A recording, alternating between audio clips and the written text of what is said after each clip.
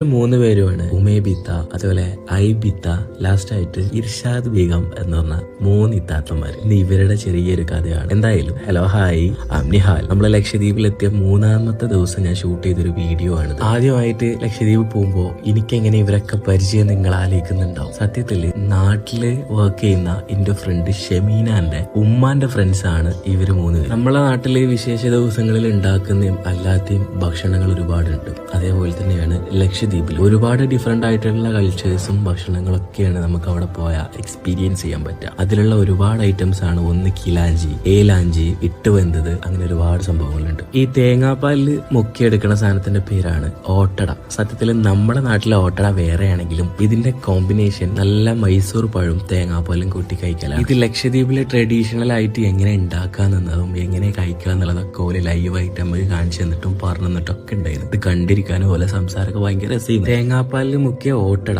നല്ല മീനും പയറ് കറിയും കൂട്ടിയിട്ട് കഴിക്കാം. അടിപൊളി കോമ്പിനേഷൻ ആണ് സത്യത്തില്. നമ്മുടെ നാട്ടിലെ പഴംപൊരിയും ബീഫും പോലെ. കഴിച്ചതില് ഇതുവരെ ഇന്റെ നാവെന്ന് പോവാത്ത ടേസ്റ്റ് ആണ് ഇവരുടെ ഇട്ടുവെന്തതിൻ്റെത്. പറഞ്ഞറിയിക്കാൻ പറ്റില്ല, അത്രക്കാണ്. നമ്മൾ ചോറ് വെക്കുന്ന സാധാ ചാക്കരിയും അതേപോലെ തന്നെ സൂതിയും കൂടെ കുക്കറിൽ ഒപ്പം സ്ലോ കുക്ക് ചെയ്യുന്ന ഒരു ഐറ്റം. നമ്മുടെ നാട്ടിലെ മധുഹൂത്തൊക്കെ പോലെ. It was really